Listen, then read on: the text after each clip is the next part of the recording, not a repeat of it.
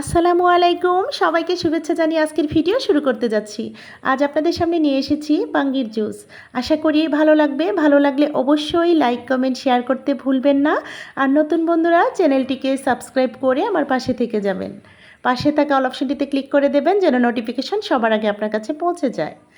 তো সবার প্রথম এখানে একটা মিডিয়াম সাইজের বাঙ্গি নিয়েছি। দেখতে পাচ্ছেন বাঙ্গিটার অবস্থা একদম ফেটে গেছে, চৌচির হয়ে গেছে ফেটে। আর খোসাগুলো উঠে যাচ্ছিল। আমি অবশ্যই নর্মাল পানি দিয়ে ভালোভাবে ধুয়ে খোসাটা ছাড়িয়ে নিয়েছি। আর এই বাঙ্গিটা একদমই ন্যাচারাল গাছের, হাইব্রিড না, বাজার থেকেও আনা না, এটা গাছের ছিল।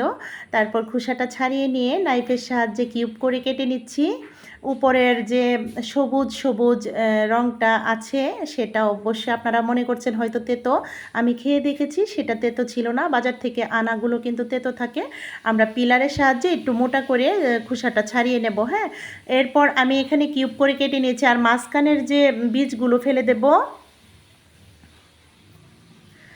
এই অবহেলিত পুষ্টিগুণে ভরপুর আমরা অনেকে অবহেলিতভাবে ফেলে রাখি। তো আমার এখানে 2 কাপ পরিমাণ হয়েছে কিউব করে কেটে নেওয়ার পর।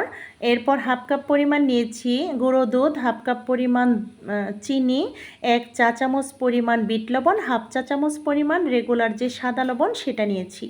এরপর সমস্ত উপকরণ একে একে মিক্সার জারে ঢেলে নিচ্ছি।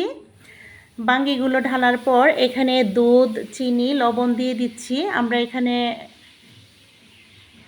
আমাদের পছন্দ মতো পানি দেব। আমি একটু পাতলা করেই করেছি যেন বুঝতে না পারে। বাচ্চারা একটু পছন্দটা কমই করে এই বাঙ্গিটা, সেজন্য আমি একটু পাতলা করে একটু পানিটা বেশি নিয়েছি।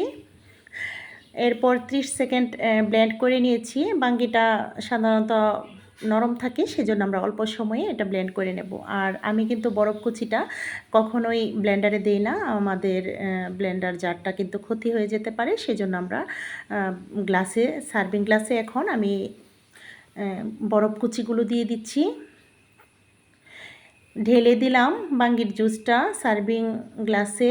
এরপর এখানে দিয়ে দিচ্ছি রুহাফজা। এটা অপশনাল, হাতের কাছে থাকলে দিতে পারেন, না থাকলে না দিলেও চলবে। এরপর এখানে দিয়ে দিচ্ছি চেরি কুচি।